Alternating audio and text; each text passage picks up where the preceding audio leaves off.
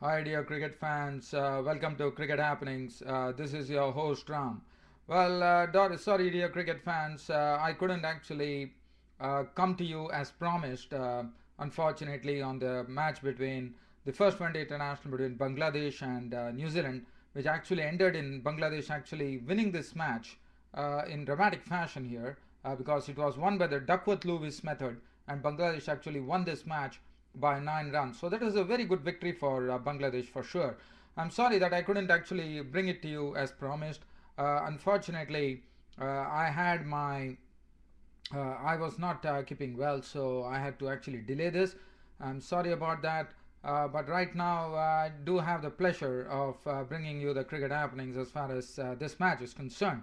Now, this was something which came as a surprise, but it would go a long way as far as Bangladesh is concerned, because beating New Zealand is not an easy thing, and that's what they have done. So that's good news for Bangladesh, and I know all the Bangladeshi cricket fans would be eager to.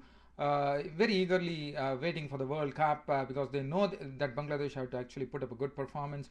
So maybe this is the beginning of a new era for Bangladesh. Who knows? No one knows right now. So, just talking about this match, it was the first one-day international. We have a five-match series. Today was the match which actually kick-started the series between between Bangladesh and New Zealand. As far as test matches and one day were concerned. So this is the one day series. It's a five-match one day series. It all started here at the Shere Bangla National Stadium here in Mirpur, where Bangladesh actually won the toss and chose to bat.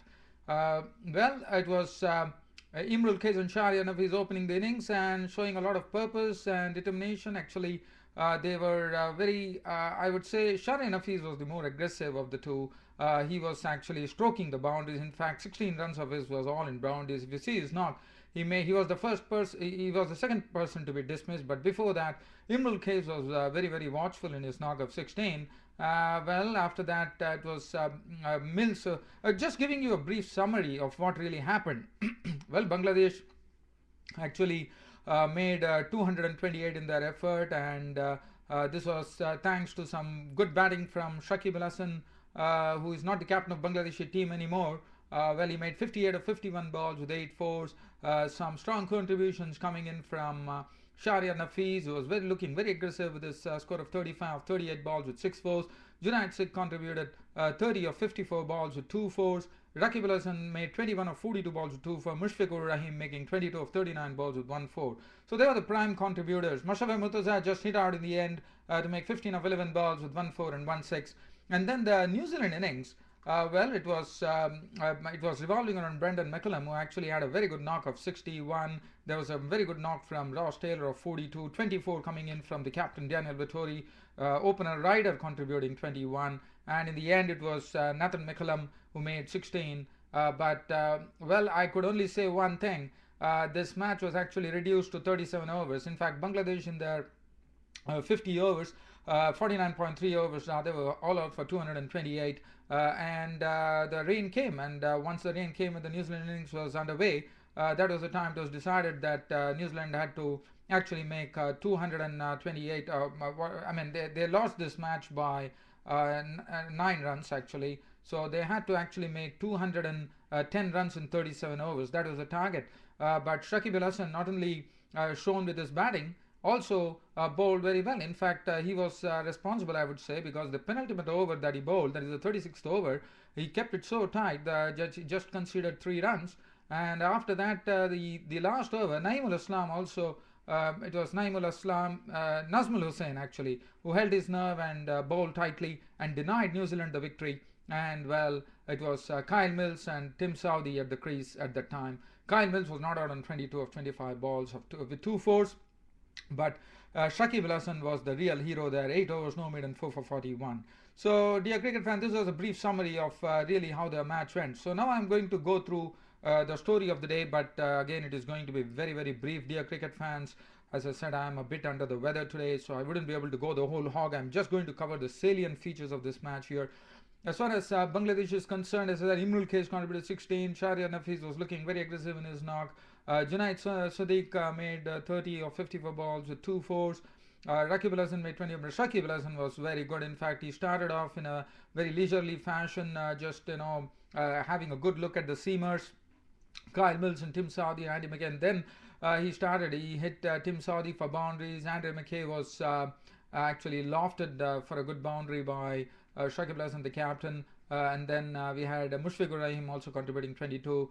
And as I said, Mashraf Murtaza came in the end and hit a few towards the end, 15 of 11 balls, 1 for 1 second. It was very sad that Mashraf Murtaza actually could bowl only 1 over in the New Zealand innings, unfortunately, and he had to hobble off.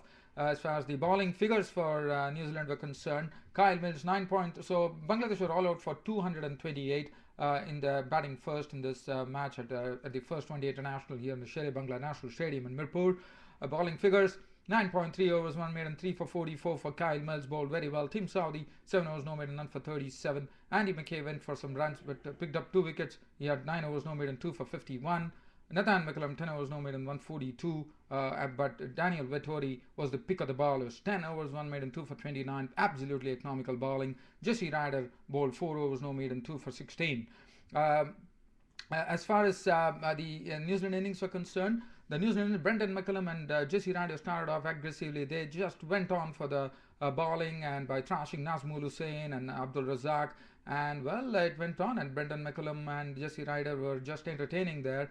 But Jesse Ryder, after hitting 3 fours in a score of 21 of 20 balls, had to depart. And Shakib Al Hasan came into the attack, and he actually had him caught by Rakib Al Hasan. So he was the first to go. After that, Watling was clean bowled by Abdul Razak, the spinner, for a duck. And then Brendan McCullum had a good partner in Ross Taylor.